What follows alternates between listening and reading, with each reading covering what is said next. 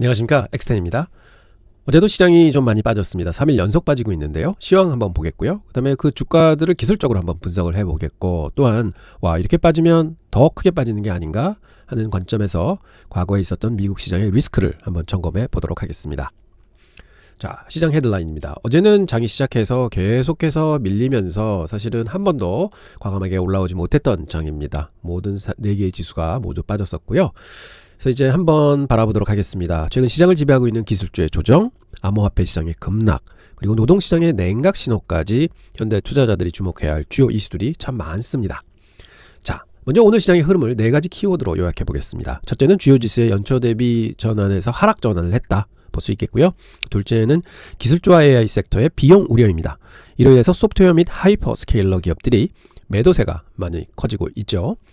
또한 셋째는 자산시장의 위험 회피 심리입니다. 비트코인이 상승분을 반납하면서 뚜렷한 리스크오프 현상을 보여주고 있고, 마지막으로 경제 측면에서도 고용주도가 감지되고 있습니다. 구인 건수가 최저치를 기록하며 노동시장이 식어가고 있음을 시사하고 있습니다.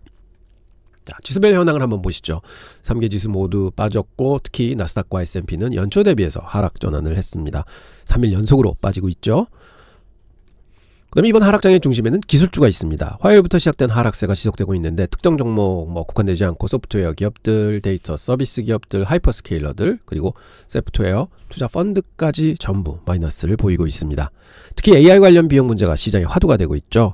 구글의 사례를 보면 AI 비용의 역설을 확인할 수 있습니다. 알파벳은 AI 야망을 위해 지출 전망을 2배 증액하겠다고 밝혔는데, 과거라면 호재로 인식돼서 주가가 많이 올랐을 겁니다. 하지만 현재 시장에서는 이거 비용이 너무 많이 드는 거 아니야? 로 해석이 되며 주가는 장중에 최대 6.5%까지 하락을 했다가 좀 반등을 해서 마이너스 0.5%로 마감을 했지만, 지금 현재 투자자들의 우려를 정확하게 이 주가의 움직임이 보여주고 있습니다. 소프트웨어 섹터가 많은 충격을 받았습니다. 데이터독과 서비스나우는 7% 이상 급락을 했고요. 톰슨 로이터는 역시 법률 리서치 사업은 AI로 대체 불가능하다는 방어 논리에도 불구하고 5.6%나 하락을 했습니다. 이는 AI 도입에 따른 비용 증가나 경쟁 심화 우려가 소프트웨어 업계 전반의 밸류에이션을 누르고 있음을 증명하고 있습니다. 다음은 자산시장의 위험선호 심리가 가장 잘 보여주는 암호화폐 시장으로 가보면, 11월 대선 이후에 이어진 상승 추세가 꺾이면서 가파른 조정이 왔고, 64,000달러 선도 붕괴되면 12%가 이제 하락을 했죠. 대선 이후 상승분을 전부 반납한 상황입니다. 이러한 크립토 시장의 급락은 관련 주식에도 직격탄이 됐죠. 암호화폐를 트레저리로 하는 스트래티지 있습니다. 하루 만에 17%가 폭락을 했습니다. 나스닥 종합지수 내 최악의 실적을 기록하고 있습니다. 이는 위험자산에 대한 투자 심리가 급격히 얼어붙었음을 시사하고 있습니다. 거시경제 지표에서도 변화가 감지됩니다. 노동부가 발표한 12월 채용 공고를 보면 전년 대비해서 100만 건이나 감소를 했습니다. 이는 포스트 코로나 이후 최저치로 뜨거웠던 노동시장이 빠르게 냉각되고 있음을 보여주는 데이터입니다. 반면 해고는 증가 추세에 놓여 있다고 합니다. 세인저 그레이 크리스마스의 추정치에 따르면 1월 감원 규모는 10만 명 이상으로 전월 대비 급증했습니다. 기업들이 비용 절감을 위해 인력 구조 조정에 나서고 있다는 신호가 뚜렷해지고 있습니다. 향후 시즌 정보를 정리해 보겠습니다. 첫째, 기술주 밸류에이션 재평가가 진행 중이라고 봅니다. AI 관련 비용 증가가 기업 이익에 미칠 영향에 크게 시장이 반응하고 있습니다. 둘째, 리스크오프 심리의 확산입니다. 가상자산의 급락은 투자자들이 위험자산에서 발을 빼고 있다는 강력한 증거가 됩니다. 셋째, 경기 둔화 신호입니다. 구인 감소와 해고 증가는 실물 경기가 둔화될 수 있음을 경고하고 있습니다. 당분간은 이러한 조정 장세 속에서 리스크 관리에 만전을 기해야 할 시점으로 보입니다. 자, 이렇게 어려워진 시장 지표로 좀 바라보겠습니다. 빅스 지수는 20%대까지 껑충 올랐습니다. 그리고 Fear and Greed 인덱스도 단번에 Fear 영역까지 왔죠. 34도까지 떨어졌습니다. 그리고 지난번에도 말씀드렸지만, 지난 연말에 기록한 최저점 변동성, 이거는 1년 전으로 돌아가 보면 2025년에도 최저 변동성을 연말에 찍고 연초에 변동성이 확 커졌습니다 하는 말씀을 드렸었는데, 그럼 이런 게 한번 꼭 옵니다.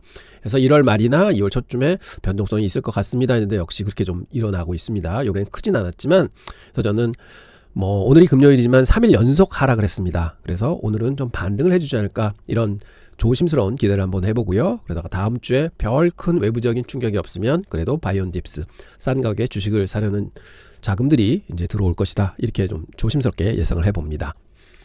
그리고 개인 투신 보면은요, 이게 수요일마다 발표한다고 말씀드렸는데, 불리시는 많이 줄었습니다. 근데 이 베어리시 보면은요, 도리어 줄었어요. 즉 이거는 뭐냐? 아, 이제는 충분히 왔구나 해서 프로핏 테이킹을 하는 거지 위험해서 시장이 빠질 거라는 생각에 의해서 하는 건 아니다. 이렇게 해석해 볼 수 있겠고요. 그래서 개인들은 프로핏 테이킹을 한다 볼 수 있겠고, 기관들도 보면 포지션을 많이 줄였습니다. 지난 수요일, 그러니까 화요일서부터 장이 빠지기 시작했잖아요. 그래서 92에서 84. 84는 한 달 반 동안 보면은 가장 낮은 비율입니다. 그래서 주식의 펀드의 곡간을 많이 비우고 있다. 그래서 뭐 수요일, 목요일 또 많이 장이 빠졌으니까 그럼 이게 얼마나 더 비었을까? 다음 주 수요일 날 한번 확인해 보도록 하겠습니다. 그래서 보면 기관은 역시 빨리 움직이는구나. 그래서 개인들도 좀 분리시는 좀 줄였다. 그래서 기관과 개인들이 고점에서 좀 쉬겠구나 하는 생각은 가지고 있는 것 같다. 이렇게 확인할 수 있겠습니다. S&P 500 한번 기술적으로 분석해 보겠습니다. 3일 연속 3% 하락했습니다. 그리고 보시면 저점, 고점, 피보나치 분석해보면 0.382 라인 깼고 지금 0.5 라인에서 반등을 모색하고 있는 입장입니다. AV 합선 건드리고 있고요. 그래서 저는 바라는 거는 금요일서부터 다음 주 초까지는 다시 이 0.382 레벨로 들어갔으면 좋겠다 하고 기대를 합니다. 그 다음에 나스닥은 보면요 3일 연속 5% 정도 하락을 했습니다. 꽤 많이 했고요. 보시면 이것도 0.618짜리까지 깨고 내려왔습니다. 그래서 꽤 급속한 하락이었다 볼 수 있고, 근데 이 AVF선에 또 걸치고 있습니다. 이 AVF선은 보면은 항상 지지선 자리 작용을 많이 하고 있던 아주 중요한 AVF선이기 때문에 이번에도 여기를 터치했으니 조금 흔들리긴 하겠으나 그러나 바로 반등을 기대할 수 있다 이렇게 보고 있습니다. 그래서 지수 모두 반등을 할 수 있는 그래프다 이렇게 보고요. 또 SMH 반도체 보시겠습니다. 반도체가 8%나 지금 고점에서 하락을 하고 있습니다. 3일 동안 8% 했고 사실은 고점에서는 10% 넘게 내려왔죠. 지금 현재 보면은 요 20일 이동평균선에 두 번이나 이제 터치를 했습니다. 그리고 0.382선에 걸리고 있는데요. 여기를 좀 훌쩍 올라가서 다시 한번 400포인트를 향했으면 좋겠다 하는 기대를 가지고 있습니다. 그래서 기술적으로는 반등할 수 있는 충분한 요건을 갖췄다 이렇게 보겠습니다. 그리고 비트코인이 문제죠. 고점 대비해서 단기간에 50%대 하락을 했습니다. 그래서 결국은 4년 전 가격으로 다시 회귀를 했다 볼 수 있고요.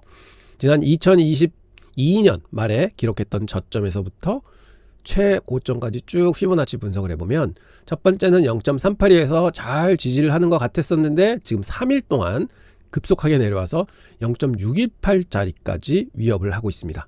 그래서 여기서는 이제 반등을 줬고 저는 빨리 반등을 해서 0.5 즉 71,000달러 선까지는 회복을 했으면 좋겠다 하는 기대는 가져봅니다. 워낙 세게 빠져서 사실은 반등도 빠를 수 있다 이렇게 보고 있습니다. 그래서 2026년 1월 달 성적표를 보면 두 개 지수 빼놓고는 S&P 500 지수하고 나스닥 100 지수는 마이너스권으로 연초 대비해서 이제 흘러내려왔습니다 하는 거를 말씀드립니다. 그리고 맥7도 보면은요 사실은 메타, 애플 그 다음에 구글을 제외한 모든 종목들이 마이너스가 나 있고 특히 이번에 소프트웨어 빠지면서 마이크로소프트가 18.6%나 빠지고 있습니다. 그래서 구글은 5% 플러스니까 23%, 24% 정도의 괴리가 지금 한 달 반 동안 나고 있다. 그래서 굉장히 지금 맥7 종목들도 어려움을 겪고 있다. 이런 상황을 볼 수 있을 것 같습니다. 자, 코이브입니다. 7일 동안요 35%나 빠졌습니다. 사실은 코이브가 좋은 움직임을 가지고 있었는데 피보나치 분석상으로도 이제는 이 윗선에서 계속 흐름을 보일 것 같습니다. 그리고 200일 이동평균도 새로 생겨서 이제 뚫었습니다 했는데 그게 하루 만에 그대로 내리 꽂았고요. 지금 현재는 모든 거를 깨고 지금 0.618짜리도 깨고 내려왔습니다. 그래서 이 선에 있어서 이제 75불선까지 다시 원위치 하는 모습으로 보이고 있는데요. 좀 빨리 급반등을 했으면 좋겠다 하는데 저는 그래도 지금 내려오면서 거래량이 크게 늘지는 않습니다. 그래서 매물은 뭐 더 이상은 이제 많이 나오진 않을 것 같다는 생각 듣고요. 특히 보시면 공매도 물량 보면 도리어 줍니다. 그래서 이제는 지금 공매도를 할 사람들은 없구나. 드디어 환매를 많이 했구나. 이제는 수급의 문제는 별로 없다. 그래서 펀더멘탈은 좋으니까 그거를 시장이 인정해 줄 때는 주가는 다시 크게 올라갈 거다. 저는 이렇게 보고 있습니다. 또한 AMD도 보면요. 공매도가 많이 줄었어요. 많이 빠졌을 텐데 그래서 이제는 거의 기술적으로는 이런 반도체 주들이 올 때까지 오지 않았나 이렇게 보고 있고요. 팔란티어도 보면은 많이 늘었다가 다시 줄고 있습니다. 주가가 빠졌잖아요. 그래서 많은 환매가 들어오고 있다. 그래서 수급적으로도 개선이 되고 있다. 이렇게 볼 수 있겠고, 아이언큐도 보면은 공매도 늘었다가 많이 주는 상황입니다. 그래서 결론적으로는 이제 수급상으로 인위적인 하락은 없을 거다. 그래서 이제 개인 매물만 다 끝나면 사실은 매물이 더 이상 없는 겁니다. 그래서부터는 올라갈 수 있다. 그래서 제가 말씀드렸던 3일간의 하락이 충분한 매도 욕구는 다 채워졌고 이제는 반등할 국면에 접어들게 된다. 이렇게 말씀을 드립니다. 마이크로소프트도 사실은 실적 발표 나오고 공매도가 굉장히 많이 늘었다가 이제 환매수가 많이 들어왔습니다. 그래서 단기적으로 빠질 건 충분히 빠졌다. 저는 이렇게 보고 있습니다. 자, 이런 관점에서 3일 정도 빠지면요, 이제 겁나십니다. 진짜로 큰 하락이 오는 거 아닌가 하는데, 사실 이제 리스크에 대한 관점으로 미국 시장을 다시 한번 바라보도록 하겠습니다. 자, 여러분, 투자실 리스크는 꼭 생각하셔야 되는데요. 많은 분들이 장이 올라갈 때는 이제 계속 오를 거야 하지만 실질적으로 보면, 밸류에이션 측면에서 보면 올라갈 업사이드보다는 다운사이드가 큰 때가 있습니다. 그럼 이때는 사는 것보다는 관망을 하시는 게 맞는 자세고요. 또 시장이 많이 빠질 때는요, 이게 더 빠질 것 같아 하고 두려워하시죠? 근데 실제로 보면은 밸류에이션이 싸졌다, 싸다 할 때는요, 빠지는 리스크보다는 업사이드가 훨씬 많은 게 주식이다 하는 관점은 꼭 봐주셔야 되고, 그래서 항상 리스크 대비 수익을 생각하시는 게 투자의 정석이다 하는 말씀을 드립니다. 자, 이러한 관점에서 미국 주식시장을 바라볼 때는 어떻게 리스크를 생각하셔야 되는가 하는 관점에서 말씀을 좀 드리겠습니다. 자, 시장은 리스크를 꼭 아셔야 되는데, 리스크를 아시려면 어떻게 하냐? 과거의 환경들을 살펴보면서 이게 어떻게 됐었니? 이런 거구나. 미국 시장은 이랬구나 하는 걸 좀 아셔야만 앞으로 투자하시는데 별 어려움 없이 투자하실 것 같습니다. 그래서 지난 100년간 최대의 낙폭을 보인 5경우를 탐구를 하면서 시장은 얼마나 빠질 수 있나를 한번 확인해 보도록 하겠습니다. 자, 1907년으로 돌아가 보겠습니다. 115년 전 일입니다만 좀 되긴 했어도 짚어볼만 합니다. 1906년도에 미국 샌프란시스코에서 발생한 지진으로 인해서 경제적 충격이 있은 후 이어진 사건입니다. 1906년 1월 19일 103포인트 하던 주가가 한 2년간 49%의 폭락을 합니다. 그러나 2년 걸려서 다시 94% 반등을 하면서 원위치로 돌아가게 되죠. 당시 1906년에는 샌프란시스코 지진이 일어났는데 대부분이 화재 보험은 있었는데요, 지진에 대한 보험은 안 들었다고 하네요. 그래서 지진으로 집이 무너진 사람들이 무슨 행동을 했느냐, 보험금을 받기 위해서 일부러 집에다가 불을 질렀다고 합니다. 지진보험 없지만 화재보험은 있었기 때문에. 그래서 이런 행위들 때문에 금융시장에 혼란이 왔고, 그래서 결국은 이런 큰 하락이 있었다는 뒷얘기가 있는데, 하여간 저희가 보는 관점에서는 49%가 빠졌었다. 그런데 2년 만에 반등을 했다. 그래서 저점에서는 팔면 안 되는구나 볼 수 있고요. 근데 이 오르기 전에 무슨 일이 있었느냐, 1904년도에 42% 올랐고요, 1905년에 38%나 올랐습니다. 그래서 시장이 급상승하고 난 다음에는 조그마한 충격에도 장은 빠질 수 있다 하는 걸 알아야 된다 하는 거를 말씀드립니다. 1929년도에는 사실은 미국에 대공황이 왔습니다. 근데 이때 무슨 일이 있었냐면, 1907년도에 시장 폭락했다고 아까 말씀드렸잖아요. 그때 그로 인해서 미국에서는 1913년에 페드가 생겨납니다. 이런 일들이 있을 때 우리가 잘 구제를 해줘야 되겠다 해서 페드가 역할을 하면서 결국은 2021년 7%였던 금리를 페드가 경기를 확장하기 위해서 1925년 초까지 3%대까지 금리를 떨어뜨립니다. 무슨 일이 일어나냐? 주가가 많이 올랐었죠. 그렇지만 경기가 좀 안 좋아지면서 1907년대 대폭락이 옵니다. 그래서 2년 동안 89%가 빠지죠. 근데 그 전에 무슨 일이 있었느냐? 27년도에 29% 올랐고 28년에 48% 올랐습니다. 아까하고 똑같이 2년 동안 두 자릿수 이상 수익이 났고요. 그리고는 경기가 안 좋아져서 89%가 하락을 합니다. 그리고 이거 회복하는데 장장 얼마가 걸리느냐? 자그만치 25년이 걸립니다. 그렇지만 25년 만에 회복은 했습니다. 자, 물론 바닥에서 829% 상승은 하긴 했지만 25년이란 세월이 걸렸다. 그래서 결국은 이런 큰 충격이 오면 시간은 걸리지만 올라는 간다지만 이 29년을 어떻게 견딥니까? 그렇지만 이때는 1929년도 경제가 아직까지 굉장히 유리할 같을 때였다, 이렇게 볼 수 있겠습니다. 그리고 1987년도에 여러분이 잘 아시는 블랙 먼데이가 있었습니다.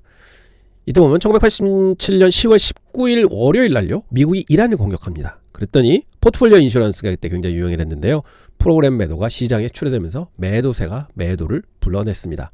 그래서 87년 8월 27일 2722포인트였던 주가가 자그만치 두 달 만에 36%가 하락을 합니다. 블랙 먼데이 당일만 해도요, 다우지수가 22.6%가 하락을 했었습니다. 미국 역사상 가장 큰 하루 낙폭을 기록했습니다. 다행히도 2년 후인 1989년 8월 24일 날 정확하게 고점을 다시 경신을 합니다. 57%의 반등을 나타내죠. 이번 역시 1985년도 28% 상승했고 1986년도 23% 상승을 했었습니다. 두 자릿수 이상의 상승이 연속적으로 오면 꼭 폭락이 있었다, 이렇게 보이고 있습니다. 자, 2008년도에 우리 아직도 기억이 생생합니다. 리먼 브라더스 금융위기가 옵니다. 이게 MBS 때문에 왔는데 영화 빅쇼트의 배경이기도 합니다. 기억이 생생합니다.